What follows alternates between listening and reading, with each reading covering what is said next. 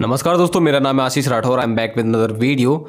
दोस्तों, एक बार फिर से आपका स्वागत है मेरे चैनल पर। और अगर आपने मेरा चैनल सब्सक्राइब नहीं किया है तो कर दीजिएगा और अपने दोस्तों के साथ शेयर करना मत भूलिएगा अगर आपको आज का कंटेंट पसंद आता है तो।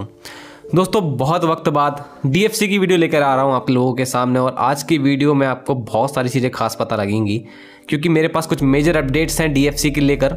DFC के दोनों ही पार्ट, EDFC और WDFC। तो चलिए शुरू करते हैं आज की वीडियो। दोस्तों, DFC के बारे में आप लोग नहीं जानते हैं तो कुछ नए लोग आए हैं।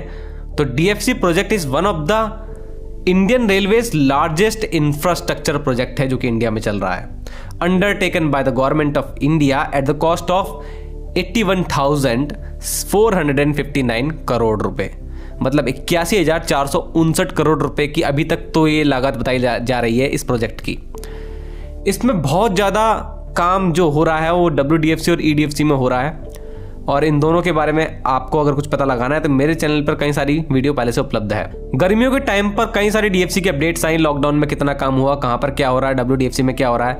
बल्कि मार्च में मैंने आपको एक आखिरी वीडियो बनाकर दी थी कि मार्च के एंड में ये बताया जा रहा था कि पालनपुर से लेकर रेवाड़ी का जो WDFC का सेक्शन है वो खुल जाएगा, जिससे कि गुजरात के पोर्ट्स को कनेक्ट किया जा सके डायरेक्ट दिल्ली से, जिसमें कुछ ना कुछ तो देरी रही। और अजमेर तक तो ट्रेनें चली, ट्रायल्स हुए, लेकिन अजमेर के आगे पालनपुर तक का कोई मेजर सिग्नलिंग और इलेक्ट्रिफिकेशन का काम वहाँ पर नहीं हुआ था। यही कारण था कि वो खुला नहीं और कोविड की वजह से तो बहुत सारे लेट काम हो ही गए। लेकिन ऐसा है कि बहुत सारी न्यू अपडेट्स आई बाद में कि DFC के लिए नए नए जो डेडलाइन थे वो तय किए गए। पहले डेडलाइन ज़्यादा आगे के थे लेकिन उनको पीछे लाया गया क्योंकि काम जल्दी कराना था। यही देखते हुए अब DFCCIL के जो नए MD हैं श्री RN सिंह जी, उन्होंने 20 नवंबर को EDFC का इंस्पेक्शन किया। EDFC से क्योंकि बहुत बड़ी खुशखबरी आ गई है दोस्तों, जिसका हम इंतजार कर रहे थे। आखिरी में वो भी पता लगेगा आपको। पहले उन्होंने अपनी प्रेस कॉन्फ्रेंस में क्या क्या मेन चीज़ें कही हैं वो इंपॉर्टेंट रखती है, उसी में मेजर अपडेट छुपी हुई हैं। उन्होंने कहा कि 2020-21 का जो फाइनेंशियल ईयर चल रहा है, इस फाइनेंशियल ईयर के एंड होते होते हम एंटायर DFC का, जो कि अभी 2 बन रहे हैं, उनका एंटायर 40% काम कंप्लीट करके उस पर ट्रेनें दौड़ाने लगेंगे। ये उन्होंने कह दिया है। अब 40% का हिसाब अगर हम लगाते हैं तो EDFC की टोटल जो लेंथ है वो आपको पता है कि 1856 किलोमीटर अप्रॉक्स है इसके नज़दीक, और WDFC की 1504 किलोमीटर। जो JNPT मुंबई का जो पोर्ट है वहाँ से लेके दादरी जो कि उत्तर प्रदेश में वहाँ तक बनेगा, और ईस्टर्न DFC आपको पता है कि वेस्ट बंगाल के डानकुनी से लेकर के सीधा पंजाब के लुधियाना तक बनेगा। इसमें आपको कुछ पार्ट्स पहले ही बनते हुए दिख भी रहे होंगे, कुछ पार्ट्स देर में बनेंगे। उनकी अपडेट मैंने पहले दे दी थी कि उनकी डेडलाइन लंबी है।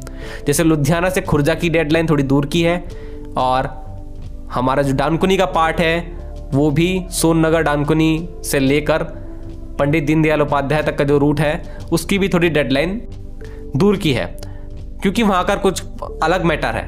बाकी 40% का हिसाब लगाते हैं तो लगभग 1350 किलोमीटर का ट्रैक, इसका मतलब कमीशन कर दिया जाएगा 2020-21 का जो फाइनेंशियल ईयर है उसके एंड तक, मतलब कि मार्च 2021 के एंड तक, क्योंकि तभी हमारा एंड होगा ये वाला फाइनेंशियल ईयर जो भी चल रहा है। मेजर अपडेट है, बड़ी अपडेट है। अब इसमें और चीज़ अगर जोड़ी जाए तो दोस्तों बताया गया है, अकॉर्डिंग टू सिंह साहब, खुर्जा, कानपुर, रेवाड़ी, दादरी, अजमेर टू गुजरात पोर्ट्स। इसमें आपने एक चीज़ नोट करी होगी, मतलब कि WDFC का मेन पार्ट, रेवाड़ी से लेके गुजरात के पोर्ट्स तक का कनेक्शन, और कानपुर तक का EDFC का कनेक्शन, मतलब WDFC और EDFC दोनों का कनेक्शन कर दिया जाएगा बाय द एंड ऑफ 2021। ये कहा है RN सिंह जी ने। तो MD साहब ने अगर कह दिया है कि EDFC और WDFC का कनेक्शन होगा 2021 के एंड तक, तो आप यहाँ से आप मान सकते हैं कि ये कनेक्शन होगा, क्योंकि ये दोनों ही पार्ट चालू होने वाले हैं। WDFC का गुजरात पोर्ट्स तक रेवाड़ी से, और हमारा खुर्जा से लेके भावपुर तक का जो कानपुर का सेक्शन है वो।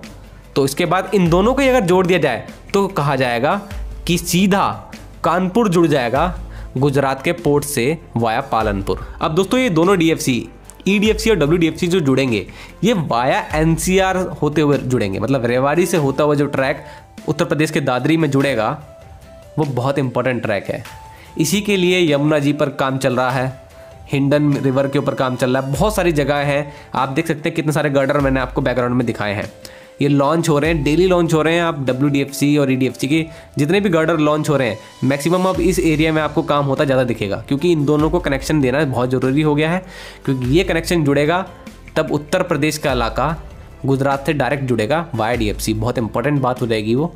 तो बिहार से कोई सामान जा रहा हो, वेस्ट बंगाल से कोई जा रहा हो, वो बहुत तेज़ी से पहुँच पाएगा गुजरात तक, और गुजरात का सामान वहाँ पर। और दिल्ली तो एक मेन पॉइंट रहेगा बीच में, दिल्ली NCR। सबसे मेजर अपडेट थी, यही अपडेट है दोस्तों। और इसके अलावा मैं आपसे कहना चाहता हूँ कि जो 3 DFC और नए बनने वाले हैं उनकी जानकारी मैं पहले दे चुका हूँ। तीनों नए DFC की 2030 तक की डेडलाइन रखी गई है कि इनको पूरा कर दिया जाएगा। अभी तो इनका शिलान्यास भी शुरू नहीं हुआ है, मतलब काम कैसे होगा वो तो अभी प्लानिंग तैयार हो रही है। बाकी आपको जानना है तो आप देख सकते हैं वाली वीडियो की 3 नए DFC कौन से होंगे। अब आगे चलते हैं दोस्तों, मैं आपको बताता हूँ कि खुशखबरी क्या है। EDFC का जो पार्ट था, हम बहुत टाइम से देख रहे थे कि खुर्जा से बडान का सेक्शन 144 किलोमीटर का खोल दिया गया था कॉमर्शियल रेलगाड़ी के लिए। अब क्या न्यूज़ आ रही थी कि भाऊपुर, मतलब जो कानपुर के नज़दीक पड़ता है, तो कह सकते हैं कि कानपुर से खुर्जा तक का जो सेक्शन है वाया बडान, वो कब खुलेगा। वो लगभग 341 किलोमीटर से लेकर 350 किलोमीटर तक का ट्रैक है, ये खोला जाना चाहिए था अभी तक। इस पर काम मैंने खुद भी होते हुए देखा, क्योंकि मेरा गाँव भी इसी एरिया में पड़ता है, तो मुझे मालूम है। इसका काम तो हो ही गया था, लेकिन ये खुल क्यों नहीं रहा था, यही हम दोस्तों सोच रहे थे। कुछ ना कुछ बारीकी होती है, सिग्नलिंग होती है, इलेक्ट्रिफिकेशन की कुछ चीज़ें होती हैं, बिल्कुल प्रॉपर वर्क नहीं होगा तो कमर्शियली खोल नहीं सकते हैं। तो हम लोग जानते हैं कि अब यहाँ पर चीज़ें पूरी हो चुकी हैं, तो दोस्तों रेलवे ने भी यहाँ पर एक तोहफा दे ही दिया है। अभी हाल ही में जो मीटिंग हुई और RN सिंह जी जो वहाँ पर गए, इंस्पेक्शन हुआ, ये आखिरी इंस्पेक्शन था। यहाँ पर से न्यूज़ आ रही है कि दिसंबर 2020 में ये खोल दिया जाएगा कमर्शियली। तो दोस्तों पहला DFC जो कि 300 किलोमीटर से भी ज़्यादा का है, वो खुलने जा रहा है दिसंबर 2020 में।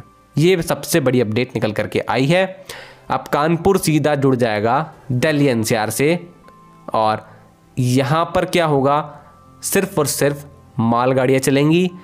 और इन मालगाड़ियों के चलने से बताया जा रहा है करंटली कि 2 घंटा कम लगेगा अब किसी भी मालगाड़ी को दिल्ली से पटना पहुँचने में।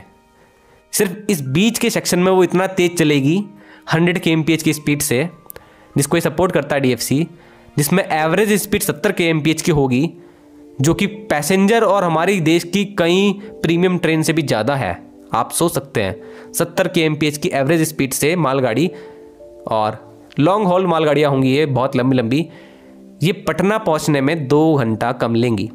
और ऐसे ही अगर यही वाली मालगाड़ी अगर फिर हावड़ा भी जाती है, तो एंटायरली जो भी ट्रेन दिल्ली से हावड़ा जाएगी, बीच में उसको यहाँ पे इतना सपोर्ट तो मिल ही जाएगा 350 किलोमीटर का, जिसमें वो 2 घंटा कम लेने वाली है। तो और आप सोच सकते हैं कि जब हम वेस्ट बंगाल के डानकुनी या फिर पंडित दीनदयाल उपाध्याय तक भी DFC खोल देंगे 2022 तक, तो इसका मतलब 4 से 5-6 घंटे तक भी मेरे ख्याल से कम लगने वाला है एक मालगाड़ी को। बहुत बड़ी बात होगी। किसान रेल हो या फिर NMG रेक हो, टाटा महिंद्रा की कारें हों जो कि जाती हैं ट्रेन के अंदर, ट्रैक्टर्स हो, ये सब रोरो सर्विस हो, ये सब की सब जब इतनी स्पीड से पहुंचेंगी, तो आप सोच सकते हैं कितना ज़्यादा ट्रैफिक डाउन होगा हमारे नेशनल हाईवे से। और नेशनल हाईवे पे एक्सीडेंट की मात्रा कम होगी, क्योंकि ट्रक्स की वहाँ से मौजूदगी कम होगी। और ट्रक्स को भी ट्रेन से ले जाने की यहाँ पे कुछ व्यवस्था है, उसका एक अलग वीडियो मैं बनाऊंगा। यही कारण है दोस्तों हमारी पैसेंजर ट्रेन्स को आपने देखा होगा NCR रेलवे जोन जो है उसके अंदर कानपुर तक जाने वाली ट्रेन्स और प्रयागराज और पंडित दीनदयाल उपाध्याय होते हुए जाने वाली ट्रेन्स में कुछ ना कुछ बदलाव आने वाला है। आपने देखा होगा मैक्सिमम ट्रेन LHB हो रही हैं और कुछ ट्रेनों को रास्ते से हटा भी दिया गया है। सुपर फास्ट ट्रेन्स और 130 तक पहुंच रही हैं, तो कुछ ना कुछ होने वाला है। वो यहीं से तो कनेक्ट करता है दोस्तों। अगर कानपुर तक का ये DFC खुल जाता है दोस्तों दिसंबर में, तो आप सोच सकते हैं कि पैसेंजर ट्रेन की संख्या बढ़ेगी, नई ट्रेन आएंगी, और जैसे कि हम कह रहे हैं कि 130 की स्पीड टेक्निकली पॉसिबल हो पाएगी, क्योंकि कोई मालगाड़ी रास्ते में होगी ही नहीं। और इसी रूट पर सबसे ज़्यादा मालगाड़ी देखने को मिलती है जो कोयला लेकर के आती हैं या फिर लोहा अयस्क को लेकर के आ रही होती हैं, आयरन ऑर को। तो वो मालगाड़ियाँ ट्रांसफ़र हो जाएंगी जब कानपुर तक। तो कानपुर वाली ट्रेन जो होगी दिल्ली से कानपुर, वो बहुत ज़्यादा तेज़ चलने वाली है। उसके बाद तो DFC भले ही नहीं है टेक्निकली, कमर्शियली, लेकिन कानपुर तक बहुत ज़्यादा इफेक्ट पड़ने वाला है, आपको पैसेंजर ट्रेन के अंदर वो फील होने वाला है, तो वो भी देखने वाली बात है। और आखिरी में दोस्तों RN सिंह जी ने एक चीज़ और बताई कि जो डेडलाइन रखी गई है DFC के जो मेजर सेक्शन है दोनों ही पार्ट के, ईस्ट और वेस्ट के सारे मैक्सिमम सेक्शंस को खोल दिया जाएगा बाय मार्च 2022 तक, और 2022 के जून तक DFC का मैक्सिमम से मैक्सिमम जितना भी हम कह सकते हैं सारा काम कंप्लीट हो जाएगा। ये RN सिंह जी ने अभी कहा है। तो इन चीज़ों पर विश्वास तो तभी होगा जब पहले तो WDFC और EDFC के दोनों पार्ट खुलेंगे, बड़े बड़े पालनपुर से लेके कानपुर तक के दोनों पार्ट खुलें। तो देखना होगा दोस्तों, आप लोगों का क्या कहना बताना वीडियो में, और अपने व्यूज़ देना मत भूलिएगा, और साथ में अपने दोस्तों के साथ शेयर करना DFC की नई अपडेट्स। आज के लिए इतना ही। वंदे मातरम, भारत माता की जय।